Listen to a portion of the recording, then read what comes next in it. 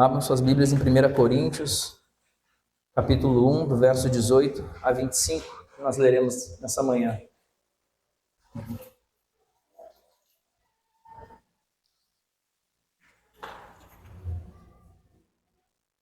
A palavra de Deus diz: certamente a palavra da cruz é loucura para os que perecem, mas para nós que somos salvos, poder de Deus.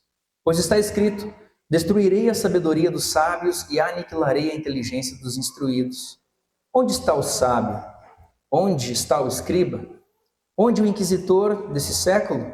Porventura não tornou Deus louca a sabedoria do mundo?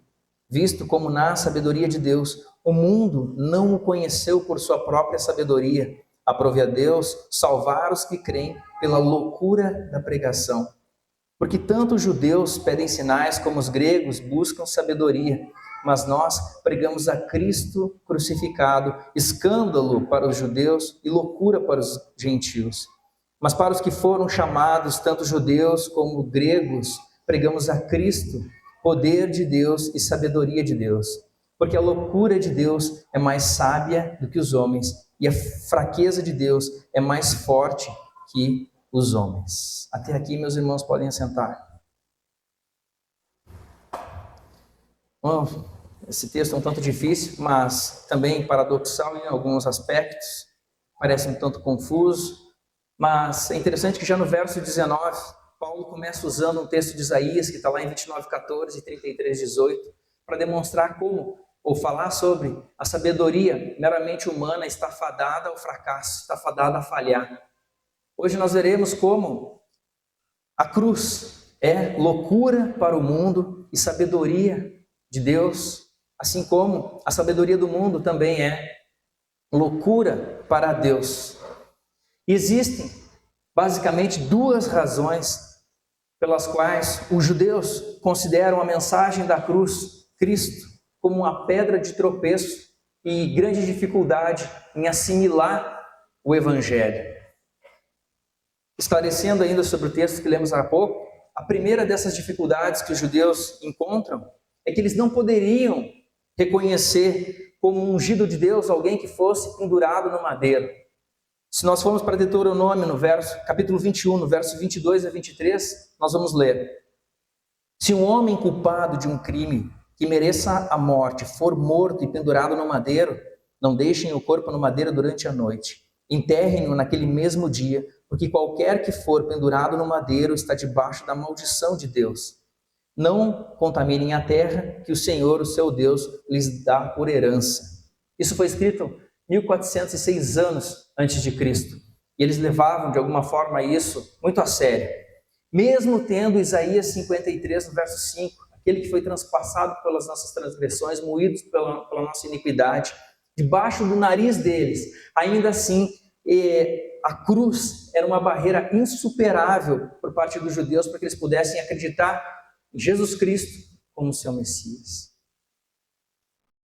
Há quem diga que os fenícios inventaram a crucificação, a cruz, meio de execução. E se os fenícios não tivessem prestado para os romanos a crucificação, eles assimilado isso para executar os seus bandidos, provavelmente hoje nós teríamos em nossos pingentes uma pedra, um púlpito, pedras aqui. Seria o símbolo provavelmente da morte de Cristo, porque os judeus matavam por apedrejamento naquela época. O segundo ponto, que é uma pedra de tropeço para os judeus e difícil de eles assimilarem, é que eles buscavam algo maravilhoso no grande dia do Senhor em que o Messias se revelasse. Em 45 depois de Cristo, Teudas persuadiu milhares de pessoas a seguirem ele, a acompanharem ele, pois ele chegaria diante do Rio Jordão e pelo poder da sua palavra o Rio Jordão se abriria e eles passariam a seco. Isso não aconteceu. Em 54 depois de Cristo, outro homem também persuadiu milhares de pessoas a seguirem ele até o Monte das Oliveiras para verem que pelo poder da sua palavra os muros de Jerusalém cairiam por terra também. Isso não aconteceu. O povo de Deus estava judeu estava sedento por algo maravilhoso, algo que desse à vista de todo mundo e eles dissessem, sim, esse daí é o Messias.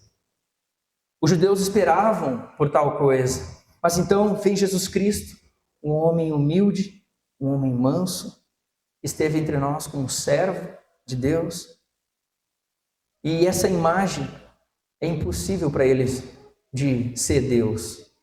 Tanto é que muitos pediam para Jesus, dá-nos um sinal e nós creremos. Eles ansiavam por um sinal. Portanto, eles não podiam crer em alguém que fosse pendurado no madeiro e alguém que não pudesse fazer tantas maravilhas aos olhos de todos, para que eles reconhecessem que aquele lá era o Messias. Igualmente, existem duas razões pelas quais os gregos tinham bastante dificuldade em assimilar a cruz de Cristo. E a primeira delas é uma característica chamada apatia, que é apatia. Eles criam que Deus tem que ter uma incapacidade total de não sentir as coisas da nossa parte. Deus não pode sentir alegria, Deus não pode sentir tristeza, Deus não pode sentir ira, raiva, nada disso. Se Deus fosse irritado, por exemplo, significa que de alguma forma Deus está sendo afetado pelo homem. Portanto, esse Deus não é Deus, é uma outra coisa. Deus, encarnação, por exemplo, é algo, não é possível haver encarnação, é sem cabimento haver encarnação. Um Deus que sofre, para os gregos, portanto, era algo inconcebível. Alguns diziam, Deus se envolvendo em assuntos humanos, Deus está mais ocupado fazendo coisas muito mais importantes que se envolvendo com os nossos assuntos. E é impressionante, né, irmãos? Como a gente provavelmente vocês já ouviram isso. Alguém dizendo assim, Deus tem muito mais a fazer do que está se preocupando aqui com o meu problema aqui em casa. Ah, Deus tem muito mais que se preocupar do que está aqui envolvido com as minhas contas de casa. E em um primeiro momento isso pode parecer muito piedoso da parte da pessoa. Nossa, que compreensão de quem é Deus, o quão grande Deus é. Mas na verdade mostra total ignorância a respeito da pessoa, de quem é Deus, de quem é Deus conosco. Agostinho tem um relato, ele como um erudito, né, estudou filosofia também, antes da sua conversão, ele traz um relato em Confissões, em que ele diz assim, ó, entre eles, os gregos, se encontrava a afirmação de que no princípio existia o verbo, de que ele era Deus, junto de Deus, e que tudo foi feito por ele, mas não que o verbo se fez carne e habitou entre nós. Ele via, de alguma forma, certas semelhanças entre a filosofia grega e esses homens sábios e a teologia. Mas a concepção de Deus, o verbo encarnado, isso era inconcebível e, portanto, ele traz esse relato aqui.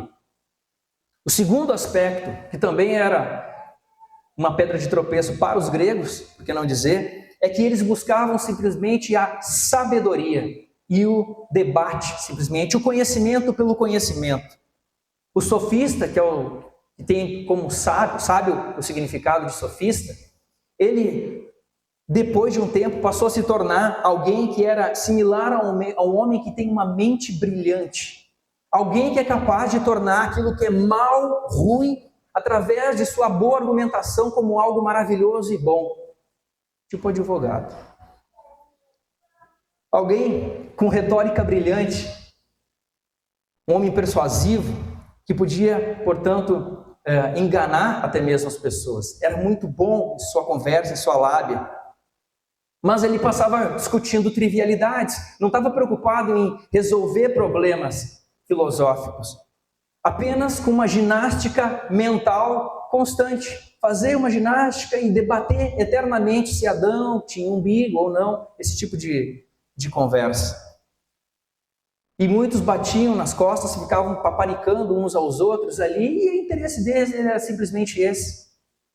João Crisóstomo, aos sábios gregos, sobre eles, disse certa vez o seguinte: coachavam como rãs em um pântano, são homens mais indesejáveis devido ao fato de que, apesar de serem ignorantes, creem-se sábios, são como perus reais, que fazem notar sua reputação e o número de seus alunos como aqueles desdobram suas caudas. Ou seja, parecia que eles tinham uma cauda longa, tamanho número de alunos e seguidores que ficavam ali seguindo, querendo aprender deles. Os gregos estavam intoxicados das palavras, do saber, do muito saber, das filosofias vãs, das discussões extensas. E era só isso, discussões extensas e mais saber e discussões intensas. Então eles olhavam para o pregador e viam um homem rude, um homem cru, um homem ignóbil, um ignorante, e a mensagem do evangelho muito simples para ser assimilada. Eles não respeitavam isso. Então, em resumo, os judeus esperavam um sinal miraculoso e um Messias que fosse forte e poderoso. Os gregos não concebiam que Deus pudesse sofrer. E a mensagem da cruz era simplista demais. No entanto, a reforma protestante nos trouxe os solos Cristos. Uma compreensão da centralidade da cruz de Cristo no Evangelho, no cristianismo, melhor dizendo. Mas, irmãos, nós vivemos numa época que é difícil também. Existe uma pesquisa que foi realizada em diferentes países e apresentou diversas marcas para as pessoas e pediam para que as pessoas pudessem descrever o que era e do que se tratava aquela marca. 92% das pessoas identificaram os anéis olímpicos. Isso aqui são os anéis olímpicos, das Olimpíadas. 88% reconheceram o M do McDonald's. Esse aqui é McDonald's. 74% das pessoas reconheceram a Shell e a Mercedes-Benz, seus logos. E apenas 54% das pessoas reconheceram a cruz como um símbolo da fé cristã. Talvez para nós, que somos cristãos e estamos habituados, isso possa parecer até 54%, metade das pessoas pesquisadas. Mas para lá fora, num contexto secularizado e muitas vezes pós-cristão, isso faz muito sentido. Se não me engano, era Austrália, Japão, Inglaterra, Alemanha, Estados Unidos, se não me engano, os países que foram pesquisados. Nós vivemos em uma época em que a cruz tem sido eliminada do centro da cultura do Ocidente, até mesmo, e ocultada por muitos de nós que somos cristãos. Ela não é mais, para muitos de nós, o ornamento, o símbolo máximo da fé cristã. Não é por à toa que esses vitrais estão postos aqui.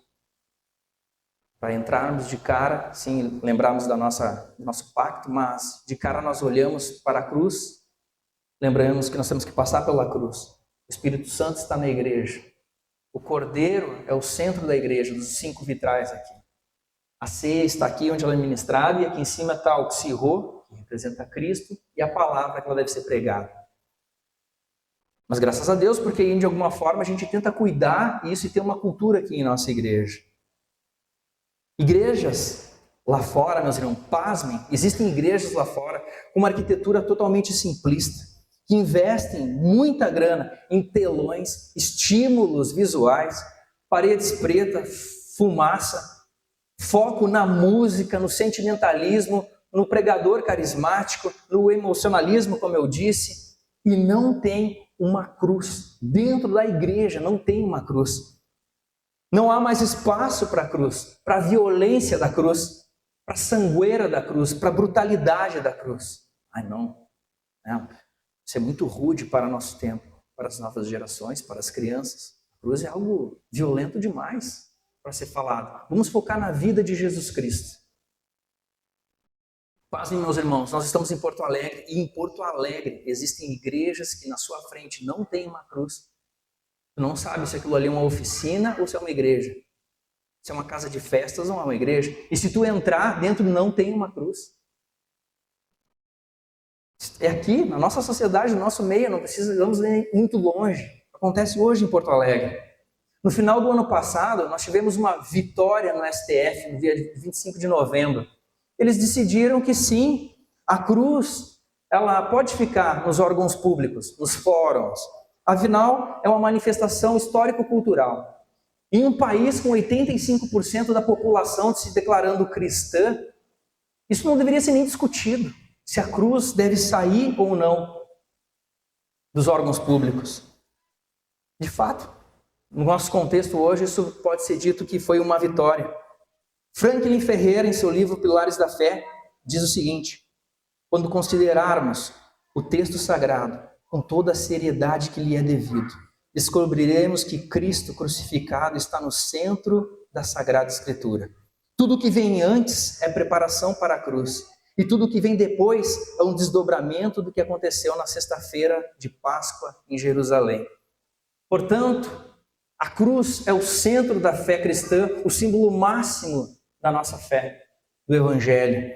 Somente Cristo, ou solos Cristos da Reforma, nos mostra que Jesus Cristo, nos fala que Jesus Cristo é o nosso único mediador entre Deus e a humanidade e que não há redenção por nenhum outro meio. Há a necessidade de passarmos pela cruz.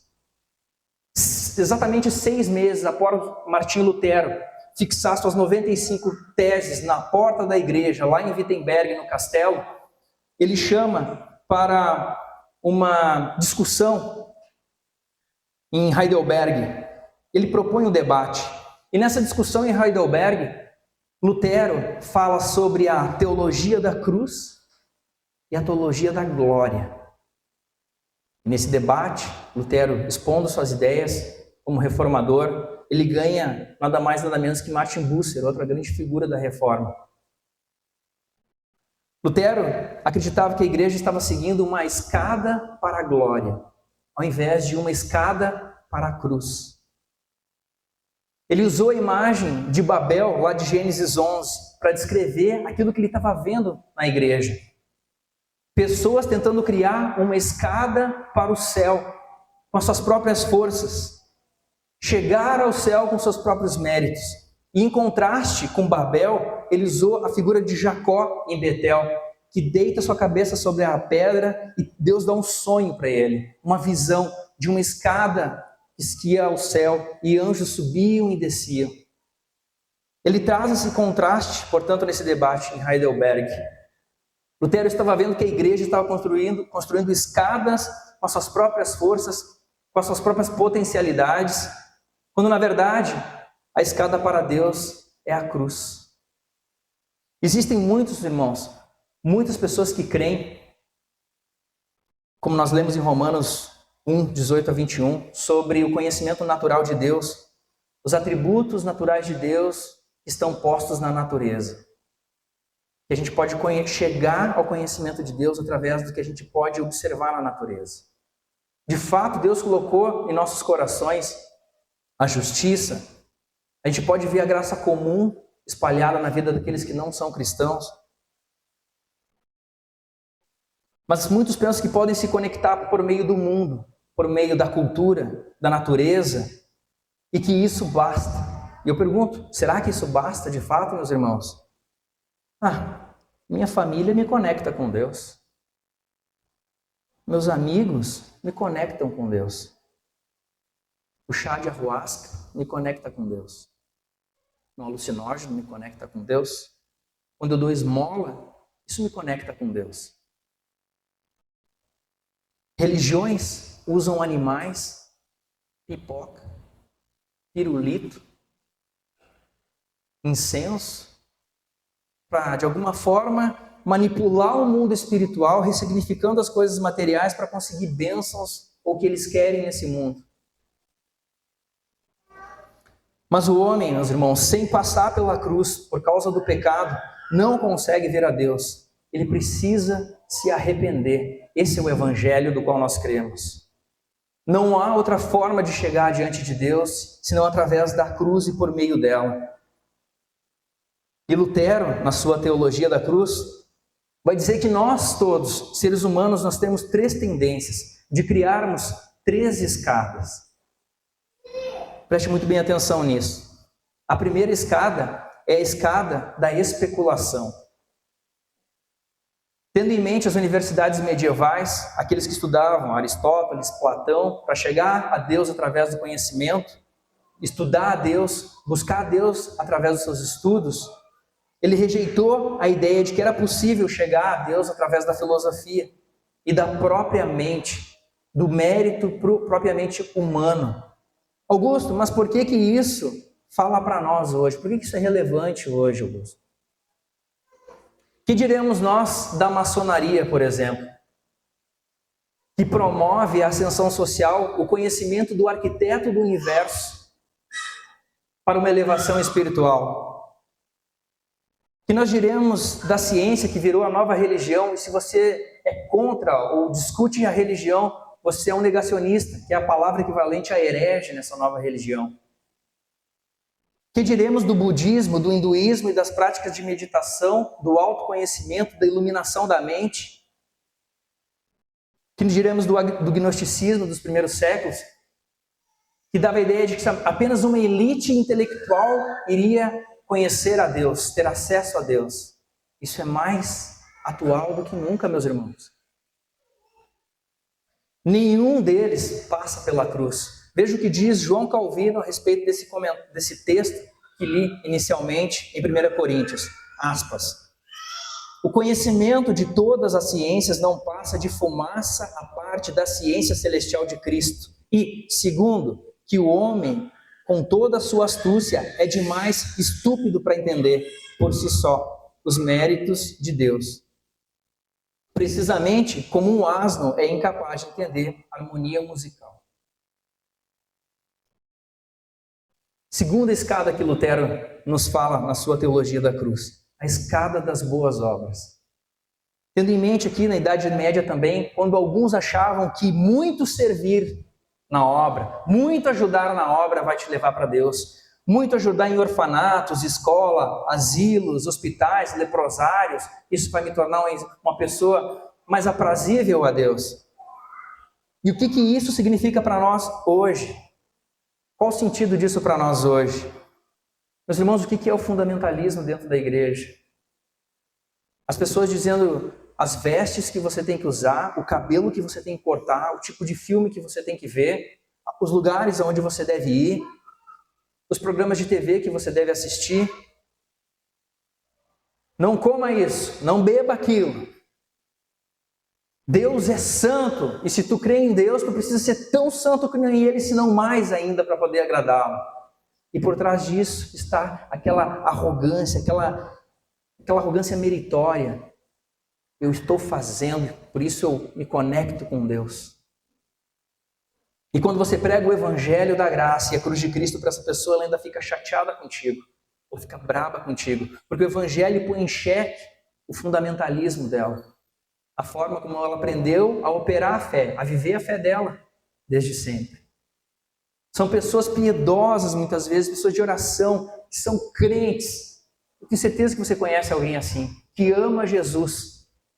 Aquela que tu pede oração e tu sabe que ela vai orar, ela vai dizer, não, vamos orar assim. Não, ela vai orar por ti. No entanto, ela está amarrada num fundamentalismo e não consegue ver a graça de Deus por meio da cruz de Cristo. Isso é bastante triste, meus irmãos. O terceiro aspecto, a terceira escada, é a escada do misticismo na teologia da cruz de Lutero. Lutero destacou também que a compreensão de Deus se manifestava, aliás, de pessoas que entendiam que Deus se manifestava através de curas miraculosas, de revelações surpreendentes, de milagres maravilhosos, curas extraordinárias. Aqueles que têm a percepção de que a vida cristã é uma constante vitória espiritual. Vitória, vitória, vitória. Constantes vitórias. E se tu não está vencendo, é porque tu não tem fé ou tem algum pecado oculto. Que desgraça de evangelho é isso? Isso nem é evangelho, isso é um arremedo de evangelho. Na época de Lutero existiam aqueles que se autoflagelavam, se batiam, se crucificavam. Faziam de tudo possível para encontrar graça em Deus, para ter os seus pecados perdoados diante de Deus, para ter uma experiência extraordinária com Deus. Mas Augusto, o que isso tem a ver com a gente hoje, em nossos dias? O que nós diremos, meus irmãos, daqueles que sobem um monte para poder orar? Daqueles que pensam que existe uma oração distinta, que é uma oração de poder, palavras mágicas, eu determino, receba, eu declaro. E através dessa palavra mágica, alguma coisa vai acontecer miraculosa na tua vida. Vai ter um vislumbre da glória de Deus. O que nós diremos, meus irmãos, daqueles que dão carros para a igreja, que dão dinheiro para pastores picaretas, pensando que podem barganhar com Deus. Eu não sei se vocês sabem disso, mas isso acontece. Está acontecendo hoje. Em muitas igrejas, em muitos novos ministérios. Essa é a teologia da cruz de Lutero, contra a especulação, contra os méritos próprios, contra o misticismo. Deus não demarcou um lugar onde Ele quer estar. Não é na universidade para que você seja doutor de Deus, não é onde as suas boas obras acontecem, não é no culto da vitória, que começa às 8, termina às 9h30. Não tem data nem hora marcada para Deus operar e fazer um milagre. Deus não está submisso à tua agenda. A teologia da cruz nos ensina que é por meio da morte de Cristo que Ele nos encontra. Nós só podemos conhecer a Deus no local que Ele mesmo definiu, que é a cruz. Com todo o sofrimento que é considerado pelo mundo como fraqueza, como loucura, Deus escolheu que fosse dessa forma, por meio da cruz, da rude cruz. Se temos, meus irmãos, inúmeras igrejas hoje, em cada esquina, várias denominações, e muitas, e nós como evangélicos não falamos mais a mesma língua. Muito disso ocorre como lá ocorreu em Betel. Porque eu estou chateado, vou abrir o meu próprio ministério, eu vou fazer do meu jeito, eu não vou me submeter a ninguém, eu vou fazer a minha igreja, eu vou ser um plantador de igreja e vai ser do meu jeito agora. E o outro pensa da mesma forma. E a igreja, o meio evangélico, está onde cada um fala uma coisa diferente, ensina uma coisa diferente, dá uma ênfase diferente. Nós não estamos mais falando a mesma língua. Nós precisamos voltar aos credos. Nós precisamos voltar às confissões.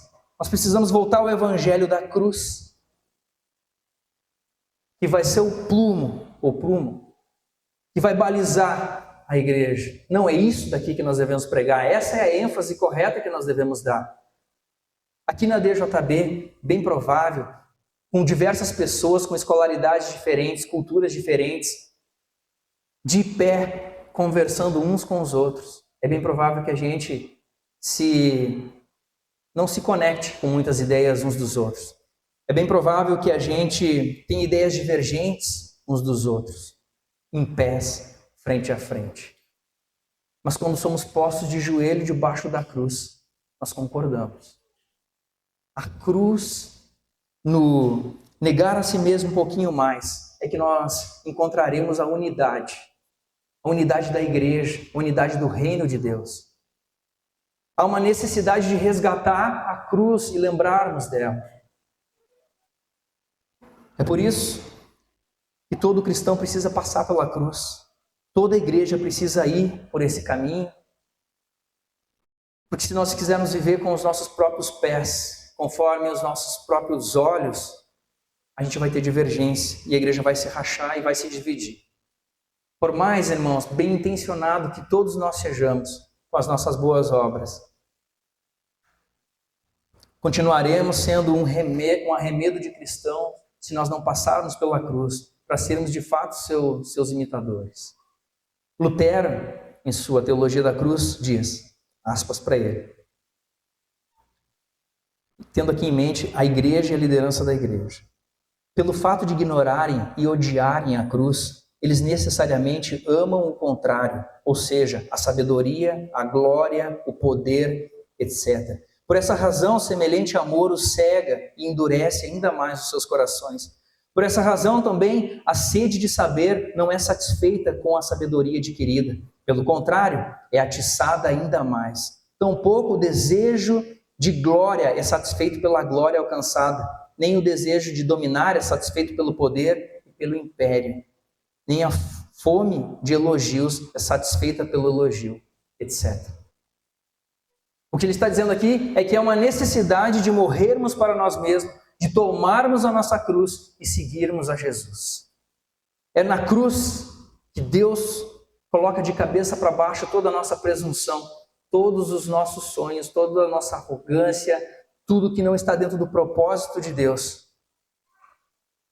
Não há especulação, nem boas obras, nem misticismo. Deus vem a nós por meio da fraqueza e da derrota.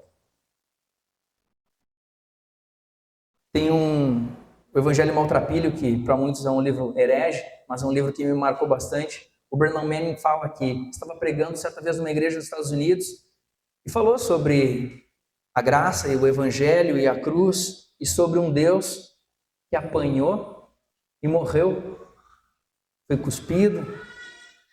E depois algumas pessoas não negaram isso, disseram que iam até mesmo trocar de igreja. Porque para elas queriam num Deus que é vencedor, que é um Deus forte, que é um Deus alto demais, que ele não passa por essas coisas. Eu não acredito num Deus derrotado, não acredito nisso. Meu Deus é totalmente vencedor. A cruz nos mostra 3 pontos que são cruciais para a nossa fé: a justificação, a redenção e a propiciação. Pela cruz nós entendemos a justificação. Deus nos declara justo com base na obra de Cristo na cruz. Por meio da cruz nós temos a redenção. Jesus nos libertou, nos resgatou mediante um pagamento muito alto, sua vida na cruz. Nós temos a propiciação através da cruz. Jesus apaziguou a ira de Deus através do seu sacrifício na cruz. Nesse momento, entendendo isso, quero fazer com os irmãos 3 aplicações. A primeira delas é que o Evangelho de Jesus Cristo é para todos. O Evangelho é para todos. Ele é para todos os povos, raças, nações, para os letrados, para os analfabetos, para os atletas, para os acadêmicos, para os idosos, para os PCDs. O Evangelho é para todo mundo. Eu vou dar um exemplo aqui para vocês. Imaginemos que Deus diga assim: não, para você chegar até mim, você precisa ir para Israel. Quantos de nós teríamos condições de ir para Israel? Fazer uma peregrinação, ir até um determinado lugar. O acesso a Deus veio por meio da cruz, para que pela fé nós pudéssemos nos achegar a Deus. Isso se você está numa cama, no leito de hospital, próximo da morte, você pode alcançar a Deus ali. Estando o mais altivo possível, com saúde, você pode alcançar a Deus. O Evangelho é para todos. Ele é o Cordeiro Santo e Perfeito que foi injustamente sacrificado por todos nós. Se um pecador tivesse sido crucificado na cruz, todos nós iríamos desconfiar da obra desse pecador. Nós diríamos assim: não, sim, grande feito ele fez, mas teve aquela vez que ele fez aquilo lá. Cristo é o Cordeiro perfeito e precisava ser perfeito. Talvez nós se olhássemos para o lado humano, nós pensássemos: nossa, mas que Deus é esse que matou o próprio Filho? Mas Ele era o próprio Deus lá na cruz. Ele mesmo providenciou o resgate para todos nós. O próprio Deus veio morrer. O Evangelho, meus irmãos, ele é tão simples que até uma criança entende. As crianças aqui do lado, muitas delas já entendem muitas coisas. Mas o Evangelho pode ser tão complexo, tão difícil de entender para aqueles que não estão dispostos a se humilharem na cruz, a morrer para si mesmo e carregar essa cruz. O Evangelho é para todos, sim, mas para todos aqueles que querem negar a si mesmo. A segunda aplicação é a fraqueza. Jesus se tornou conhecido por todos nós, não na força, mas na fraqueza. Não na demonstração de grande poder, mas na exibição de uma graça que sofre na cruz para redimir o ser humano, para redimir todos nós. Se Jesus tivesse vindo até nós como um grande soldado, um grande guerreiro indestrutível, altivo, forte, todo-poderoso, que graça nós veríamos nesse Jesus? Que graça você veria nesse Jesus quando você estivesse no mais profundo do seu abismo, quando você estivesse doente, quando você estivesse cheio de problemas, quando você estivesse triste. Que Deus conosco seria esse. Esse grande Jesus não poderia se rebaixar a esse nível. Esse guerreiro indestrutível não poderia estar junto com você no momento mais difícil.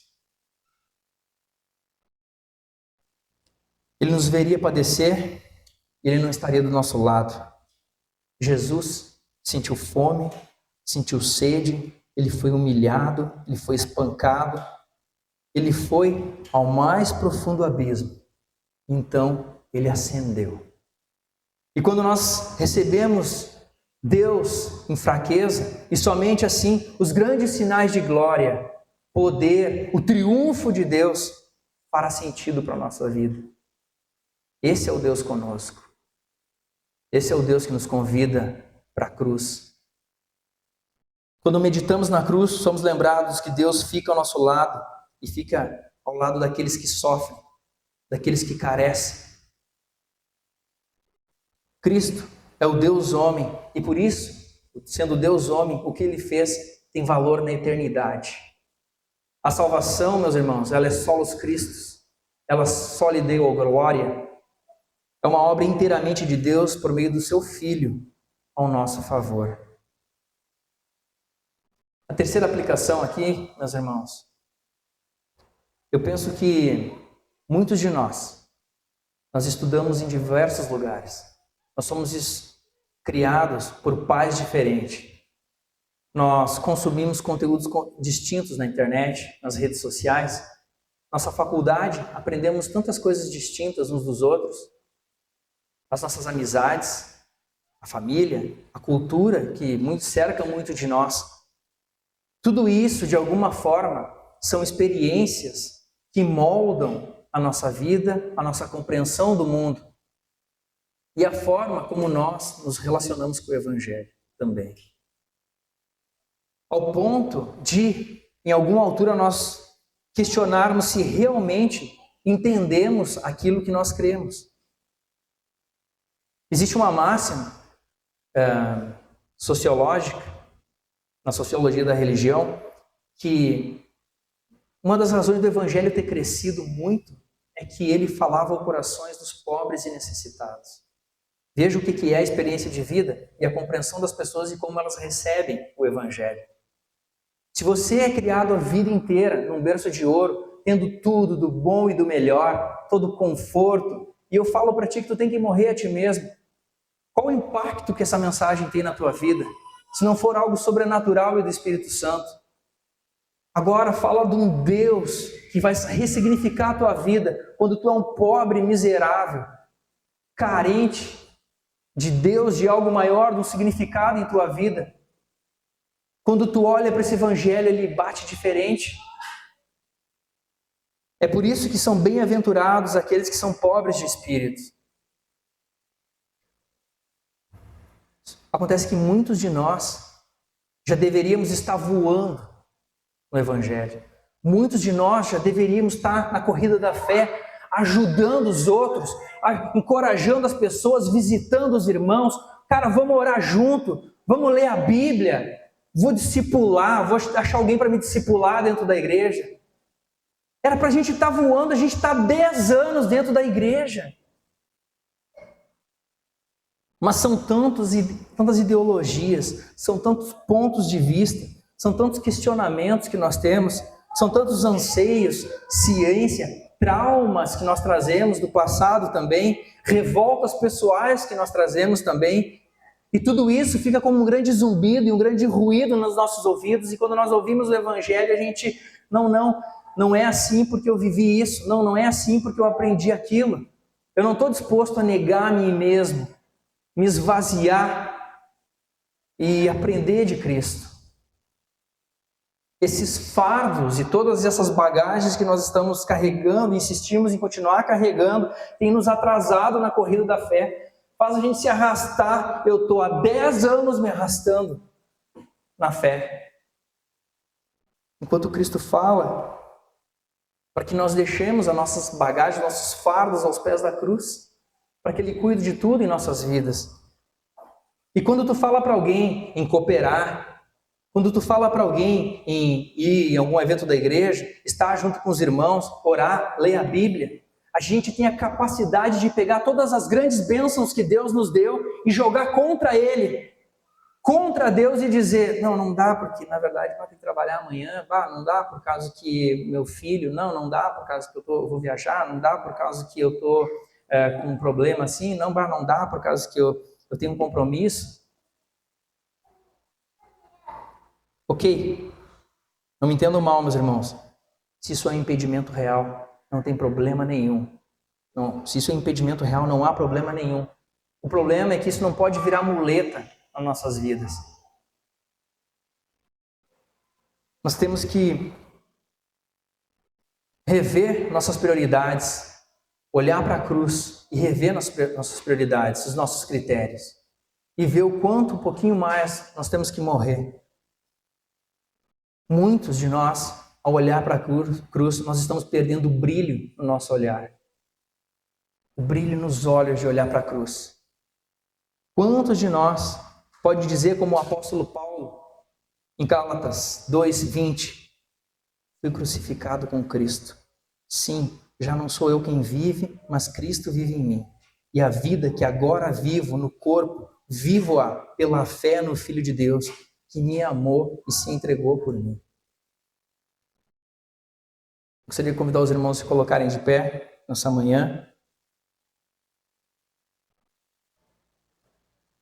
Essa é, certamente, se cada um de vocês estivessem aqui, a mensagem que ficaria no meio, porque a cruz ela é tão profunda que a gente não consegue passar a dimensão, a profundidade, a largura, o comprimento do que é essa mensagem.